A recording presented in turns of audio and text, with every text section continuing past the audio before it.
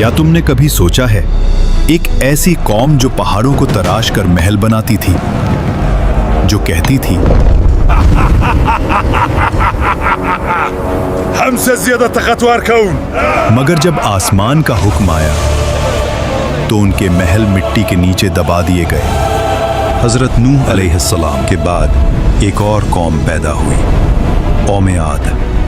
Yemen और Oman के दरमियान एक इलाके अहकाफ में रहते थे। उनके शहर का नाम था इराम ज़ातुल इमाद, यानी स्तंभों वाला शहर जो आसमान से बात करता था।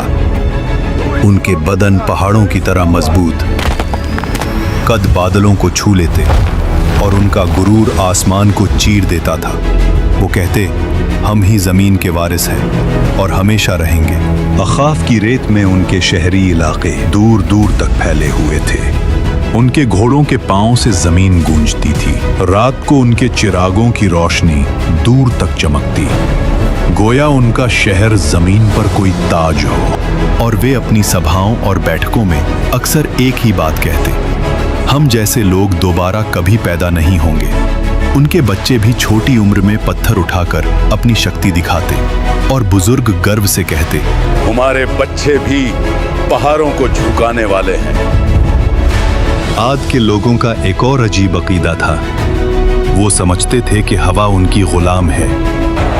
उनके जवान कभी वादी के दरमियान खड़े होकर दोनों हाथों को पहलाते और अपने आप से कहते,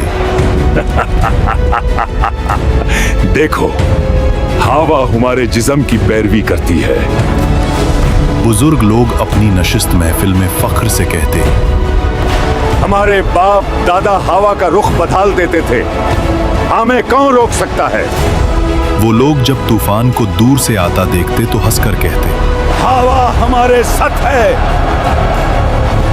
ये हम पर नहीं, हमारे दुश्मनों पर पड़ेगी। लेकिन उन्हें क्या पता था कि आने वाली हवा उनकी सबसे बड़ी दुश्मन बन चुकी है। आद के लोग सिर्फ लंबे नहीं थे, उनकी जिस्मानी बनावट आम इंसान से कई गुना बड़ी थी। दरिया के किनारे उनके कदमों के निशान आज भी पहाड़ों के दरमियान मिलते हैं, जिन्हें देखकर लोग हैरान रह जाते। उनके घरों के दरवाजे इतने ऊंचे होते कि एक घोड़ा और सवार दोनों सीधा अंदर जा सकते, और उनके बर्तन पत्थर के बने हुए, इतने बड़े कि एक बर्तन में पूरा खानदान का खाना पक जाए। समय बीतता गया, घमंड बढ़ता गया, वक्त गुजरता गया और उनका तकब्बुर बढ़ता गया। फिर अल्लाह ने अपना नबी भेजा, हजरत हूद अलैहिस्सलाम, जो कहने लगे, ऐ मेरी कौम, सिर्फ अल्लाह की इबादत करो, उसके सिवा कोई माबूद नहीं। खुद क्या तू चाहता है हम अपने बाप दादा के मजहब छोड़ दें? हम ताकतवर हैं, हमें कोई छो नहीं सकता। हजरत हूद अलैहिस्सलाम ने फिर कहा, मैं तुम्हें उस अजाब से डरा रहा हूँ जो तुम सोच भी नहीं सकते। लेकिन जिन दिलों में गुरूर भर जाए, वहां नसीहत पत्थर से टकराकर टूट जाती है। हजरत हूद अलैहिस्सलाम रोज उनके बाजारों, उनके महलों, उनके दरवाजों के पास जाकर आखिरी दावत देते। कभी उनके सरदार हंस के कहते, हूद, तेरी बात में दम होता तो हमारे महल कब के गिर चुके होते। कभी कोई बच्चा उनकी आवाज का मजाक उड़ा देता और कुछ लोग उन्हें देखकर रास्ता बदल लेते, कहीं उन्हें अल्लाह का खौफ उनकी आंखों में भर न जाए। एक दिन हूद अलैहिस्सलाम उनकी असेंबली में गए, जहां उनके सरदार सोने के तख्तों पर बैठे थे। हूद अलैहिस्सलाम ने कहा, अल्लाह की बनाई हुई कुदरत का निजाम देख लो, तुम्हारी ताकत कुछ भी नहीं। मगर उनके सरदार हंस पड़े। ये छोटे वादे बंद कर, अगर अजाब आता है तो हम अपनी ताकत से उसे रोक लेंगे। अजाब से कुछ दिन पहले आद की वादी में एक अजीब मंजर हुआ। रात को आसमान में एक गहरी गूंज सुनाई दी। न बादल गरजा, न बिजली चमकी, मगर वादी में ऐसे लगा जैसे कोई दूर से पुकार रहा हो। आद के लोग इस आवाज को सुनते और आपस में कहते, यह तो पहाड़ों की आवाज है। हजरत हूद अलैहिस्सलाम जो कहने लगे, ये रहमत की पुकार नहीं, ये तंबे है।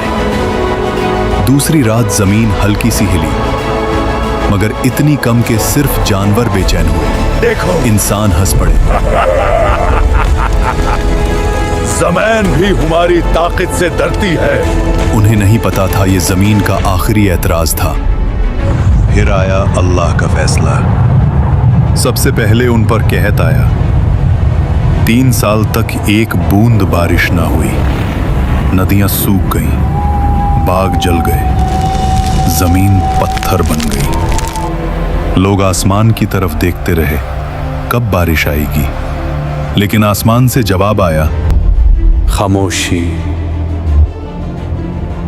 पहले साल उन्होंने कहा, ये तो मामूली सा मसला है, हम ताकतवर लोग हैं। दूसरे साल प्यास ने उनकी जुबानें सुखा दी। खाली मटके दीवारों से टकराते, जानवर प्यास की वजह से गिरने लगे। तीसरे साल आद की जमीन से वो हंसी, वो फक्र, वो आवाज ही गुम हो गई जो कभी आसमान को टकराने का दावा करती थी। और जब लोग हूद अलैहिस्सलाम के पास आए तो वो उन्हें देखकर रोए नहीं, बस इतना कहा, अब अजाब का वक्त करीब है। फिर एक दिन 3 बादल नजर आए, एक लाल, एक सफेद और एक स्याह। आसमान से फरिश्ता पुकारा, ऐ कौमे आद, इनमें से एक बादल चुनो। सरबराहों ने हंसकर कहा, काला बादल, उसमें पानी है, रहमत है।